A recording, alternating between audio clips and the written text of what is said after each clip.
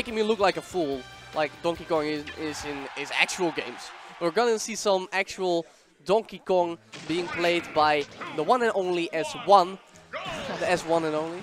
Okay, that works. Okay, I'm gonna use that at big tournaments. Okay, anyway, Azreal is his opponent because he beat me. And oh man, would I have liked to beat him knowing that S1 would have been my opponent because I destroy Donkey Kongs. Yeah, I eat them for lunch. And that's all because I play with Donkey Kong a whole lot and Samus just wins that matchup. And for dinner too? Oh yeah. I mean, look at him. There's plenty to go around. Yep. Well, S1's Donkey Kong would come out a lot in the past, like in the beginning of the game. And in the beginning, he and me... I wasn't there for that. No, we already played a lot, so it was like, this Donkey Kong would come at you and you were like, yeah, that's fun. Oh, is that Ding Dong? The Ding Dong. Yeah, there it is. I know about it. I know just what the Ding Dong percent is because I play with Donkey Kong, which is why I would have destroyed S1's Donkey Kong. Okay, I would have had a decent chance of not losing to S1's Donkey Kong. Let me correct that real quick. I mean, if you look at the match of Cloud against Donkey Kong, one would say that Donkey Kong actually has some pretty decent options against Cloud. Because one, he can kill him rather early, and Cloud with limits is something that you don't want to deal with. Oh, and two, like, he has this enormous grab range, which can play around Cloud's sword pretty well. The thing with his arms are almost just as long. Yeah, the thing though is that his arms, as well, the tails have disjoints in the hands. But other than that, it's actually a hurt box that extends, and Cloud's sword actually usually beats that out. That's the big difference. That's different. And there it is, another ding dong. 2 dings, 2 dongs, and we out.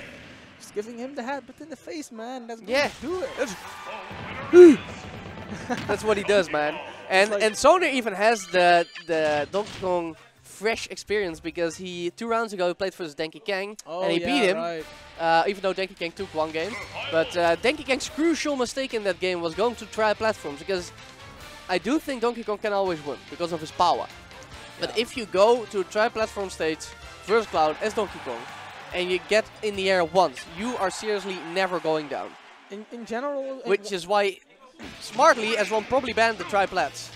Well, although he only has 2 bans. Yeah, the thing is that if you are Donkey Kong, I know that Azreal likes Final Destination, but if you are a character without projectiles that can keep Donkey Kong out of his range, basically, you don't want to go to FD against Donkey Kong because if you have to land through that grab, which is extremely hard. Not only the grab, the up tilt, the up air, the back air. Donkey Kong, in my opinion, is one of the best string-based jugglers in the game. You know, not the true combos.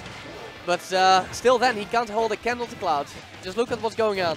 Well, what Donkey Kong can do really well is like he can punish your landing attempt with aerials, for example, or air dodges, which you shouldn't do at all, but in case you do it anyway... He's an intimidating ape.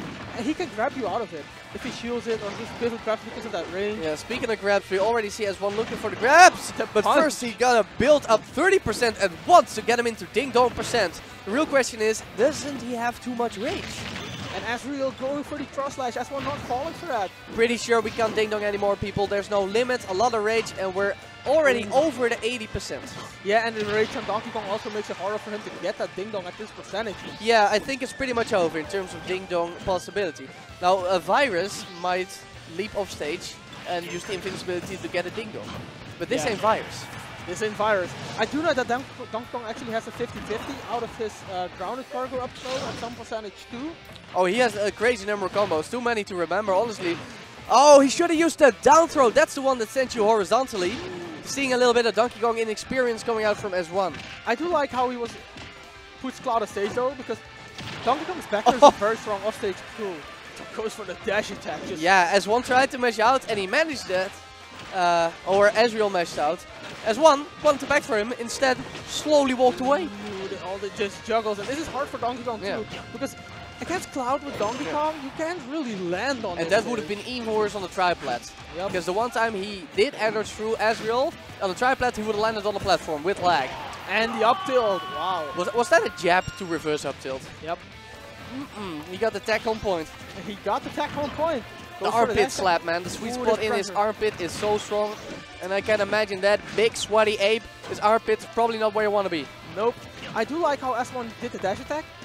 Azreal fell on the ground, and then he knew like he's on the ledge on the ground, so he has to do a get up option and rolling away. He cannot travel the maximum distance because the ledge is there. So I have a lot of pressure on him in that situation. Goes to the upper, that damage right Speaking there. of pressure, we got S1 just landing through with the up air, but he couldn't make more than just one up tilt out of it, and he gets caught on landing. He's going to slash him just like that. I can do it like Cloud. I'm sorry. Nobody can paint as fast as this man. As Bracket Mundo would call it, he would call it a toilet rush. Oh, I call it the haiku. The haiku. Just imagine getting hit by limb broken cross slash and your opponent reciting a haiku about how you just got wrecked.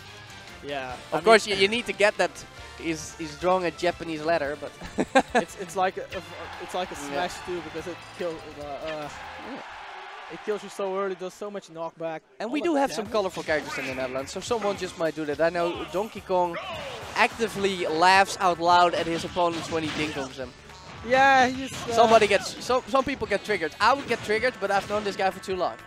It's more so the player, I think, that's laughing at it instead of Donkey Kong in that case, but... Oh, it's definitely the player, just out loud. Donkey Kong probably just wants his bananas, nothing more. Sadly, Diddy has them though.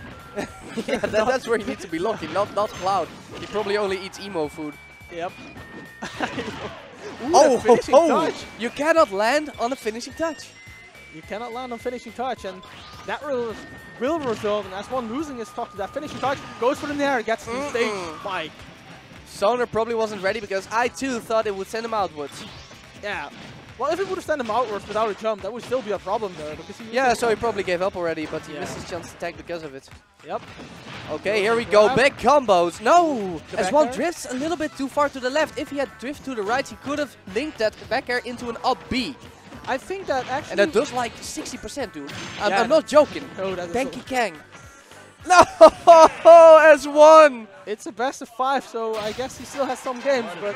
Oh, that's why he did it. I was wondering why you didn't go Ness. I mean, I do think Donkey Kong has a better matchup versus Cloud than Ness, but still, there's a... It's not really hard to have a better matchup against Cloud than Ness, though. Yeah, that's correct, obviously. But I do know there is a world of difference in terms of experience and skill between his Donkey Kong and his Ness, and we're about to witness it. His Ness is something else. Something else. He actually went to Civil War. I think he did really well there. He lost to Trella and... Anti. Oh yeah, Anti, of course. Yo, those are good losses. Yeah, those are good losses. And he beat a Rosa, which is an achievement even on its own as a Ness. Yeah, he does that all the time in the Netherlands though, so it's... The player was Tony Sherbert. I don't think he's well known, but he's pretty good. He beat... who did he beat? The Rich Brown or something? I don't remember. He has notable wins. Yeah, yeah. And now he has a notable loss, beat by Ness as Rosa. Put that in your back pocket. Although losing to S1 is never a bad loss in my opinion, especially here in Europe. One of the best players in Europe. And always the best player at Counterpick. Goes for that side B of stage, gets punished with the backer. Yeah, S1 being so aware. What you see between S1 and players of his level and higher, whenever a Cloud, for example, goes for that finishing touch, or not finishing touch, the cross slash of stage, a player of that caliber will be able to see the situation and then instead of avoiding the situation, punish the opponent from going for it as well. A player from a lower level will be like, oh, I avoided the cross slash, but wouldn't have the mindset to actually punish it too. Like for me, it's in my mind, but I am not yet in control of all my instincts. No. So I know I should, but then I'm too late and I'm like, damn, that was my opportunity because a dose of fear, a healthy dose of fear is good when you're playing versus Cloud, but you gotta be sharp enough to punish him after those scary moves because those are the only opportunities you're gonna get. Yeah, and the thing that's important about whenever your opponent makes a mistake, some players are like, I didn't get hit, so it's okay. But the fact that you punish what the opponent did wrong adds so much pressure on them that they will be way more careful and thoughtful of their options. And the more they have to think about what they do, the slower they will play, the more time you have to set up your plan. Getting a hit for 20% and getting put in disadvantage is often just as bad, of course depending on your character, as missing a punish and missing the opportunity to put your opponent The upper almost doing it right there, the Dream Crusher as S1 calls it himself. Okay, and S1 might still lose. Wow. Just as I said it, he comes down with an upper. I mean, I think at the right place, especially on Smash 4, Limit Broke Cross Slash would have done it. Come on, man. You can't jinx Sonar like that. Come on. You just commentator cursed him. He beat me, you know, that's what you get. You beat me on stream, so I'm gonna go down to the commentator's desk and curse your ass. Of course. Anyway, you out of this tournament. That was still pretty close for S1 because you gotta remember the power of the Limit Broken Cross Slash. Yeah, like if that would have hit on the ledge, that would have been a little problem. That's the thing. Usually in the situations where Ness can rest comfortably, being a lead like back throw and up air percent, versus a character with the power like Cloud, you can never rest easy. No, even if your hand by double the percent, which he was in kill percent all the same. I mean, if he hits you off stage right, that's already a lot of pressure because you have to recover with Ness's Peak of Thunder against Cloud. And they get back from the ledge even worse. Yeah, like.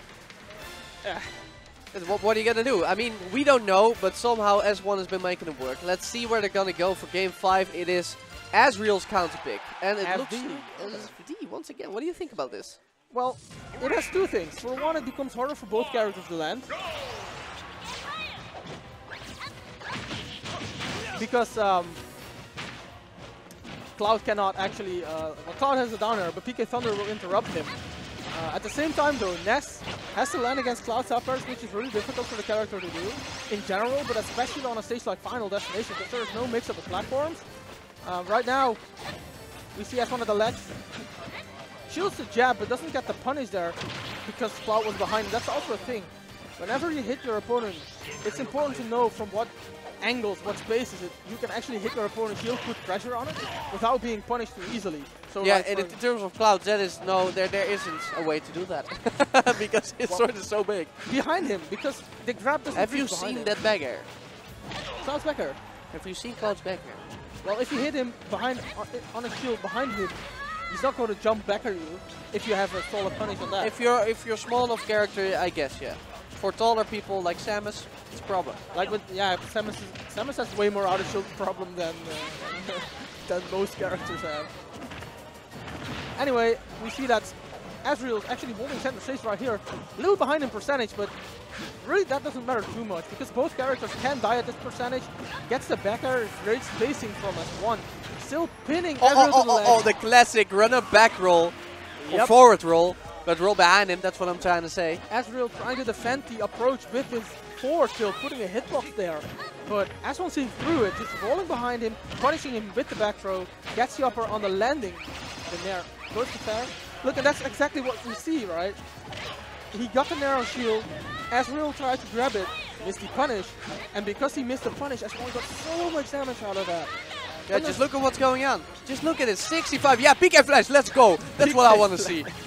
And that's all because Azreal missed that one punish. S1 got momentum, built it up, and then got all the damage. Wow. Yeah, and Azreal is the kind of guy to tilt. And with a lead expanding, he isn't getting any more peace of mind, let me tell you. The forward air by S1, understanding that Azreal was jumping pretty much all the time, gets the dash attack with a punish right there, then there. Azreal saves, but what do you do? Oh, no high recovery for you at 2 stuck. Dropping the feet right in your face, man. Speaking of dropping things, I'm gonna drop the mic because my boys